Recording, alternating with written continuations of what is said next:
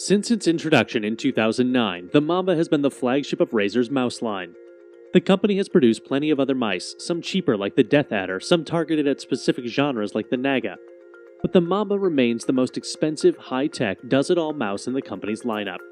It has gone through several revisions since its introduction 8 years ago, improving tracking and lighting as new technologies became available, while making a few small design refinements along the way. The Mamba is a large, all-purpose mouse with 7 programmable buttons, a left button, a right button, a clickable scroll wheel, 2 thumb buttons, and 2 buttons in its center.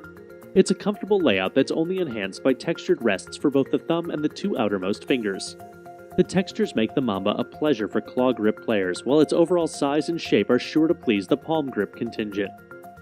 The latest version of the Mamba uses Razer's newest laser sensor technology, which supports an absolutely bonkers 16,000 dpi sensitivity, 50 Gs of acceleration, and speeds up to 210 inches per second.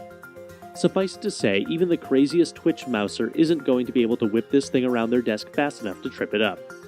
The Mamba is a mid-profile mouse with a shape that allows it to rest comfortably in the palm of your hand, but isn't quite as high-arched as some of Razer's other products like the Naga. Those with especially large hands who prefer a claw grip can probably use it, but the shape and weighting are really meant for more of a palm grip. The scroll wheel has prominent knurling and firm detents that make it easy to use even if your hand gets sweaty. The mouse wheel clicks to the left and right as well, and as with all the buttons on this mouse, you can fully program what you want those clicks to do. Along the front of the mouse, you'll find a recessed micro USB port for the charging cable. The Mamba includes an RGB lit charging dock, but you can pull the cable out of the dock and plug it directly into the mouse, which turns it into a wired mouse and charges it at the same time. This recessed cavity is not nearly as deep as the one the Razer Lance had, and as such, it's a lot easier to attach and detach the cable. But the whole point of spending that much on a wireless mouse is to use it wirelessly, and the Razer makes it easy to keep the Mamba charged up. If the battery gets low, the lights along the side of the scroll wheel will flash. If you've still got a lot of mousing around to do, you can always just plug the charging cable to the mouse and use it like a normal model. But you can avoid this entirely by training your muscle memory to place the mouse back on the charging dock every time you step away from your computer. The dock has its own programmable RGB lighting around the bottom edge, which gives it a cool looks-like-it's-floating effect. And its design is such that you basically can't mess up the alignment. Just drop it on there and it'll fall into the groove and start charging. One of Razer's biggest strengths is its comprehensive software suite, Razer Synapse, which spans across its entire range of peripherals. A key addition to the Razer Mamba is Chroma lighting software-controlled glow strips that can be managed using Synapse's Chrome configurator. It works on the Mamba in much the same way as it does on other Chroma-enabled devices, albeit with the added benefit of also syncing to the Mamba's charging dock. There are 16.8 million colors on offer, as well as various glow patterns like breathing and steady.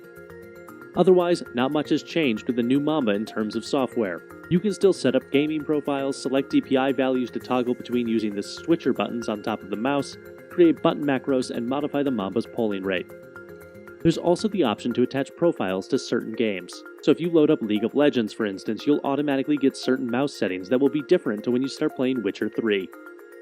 The main drawback about Razer Synapse is that it's all cloud-based. There's no physical setting storage on the mouse. As such, if you want to go game at a friend's house, you'll need to install Synapse, log in, and download your settings. It's not a killer flaw, but unnecessary faff that we'd hope Razer would have fixed by now. Nevertheless, Razer Synapse is still one of the most refined gaming mouse software suites on the market today. The Mamba was comfortable to use throughout extended gaming and everyday use in testing, although it's not quite on the level of the Myonix Naos 8200. I wish there was a slight ledge or some form of support for your pinky, as mine tended to drop off the mouse at times and drag along the mousepad if I stopped actively gripping the side. It's the most adjustable mouse we've tested, however, with the high level of sensitivity, 10 programmable buttons, and adjustable click feedback. The differences in the click settings are very noticeable, and it's more than a novelty feature. When I was playing Counter-Strike, I found it helpful that I could adjust the left click to a tight feel that was better suited to less frequent bursts, while strategy games that require more frequent clicking benefit from a looser setting. There's no dedicated sniper button like that on the Corsair M65 RGB, but the sensitivity buttons on the top of the mouse can be adjusted on the fly.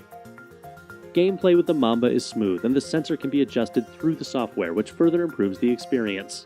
Many players won't use wireless mice for gaming due to potential lag or a connection drop, but the Mamba remained consistent and smooth for me. It would be nice if the mouse was able to connect wirelessly without the dock to be truly portable, but the Mamba is really meant for more gaming sessions on a stable playing surface. The mouse is rated for 20 hours of continuous gaming on a single charge and never lost juice during my gaming sessions in the test period. The latest version of the Razer Mamba has almost everything you could want in a general-purpose gaming mouse. It's fast, smooth, responsive, and comfortable. You can customize it to hell and back with flexible button assignments, detailed macros, programmable RGB lighting, and even tweakable button tension. The price tag may be too high for some, and the unique features driving up the cost might appeal only to serious gamers. The Razer Death Adder Chroma is much more affordable, but if you're going for the ultimate gaming mouse, you can't beat the Mamba.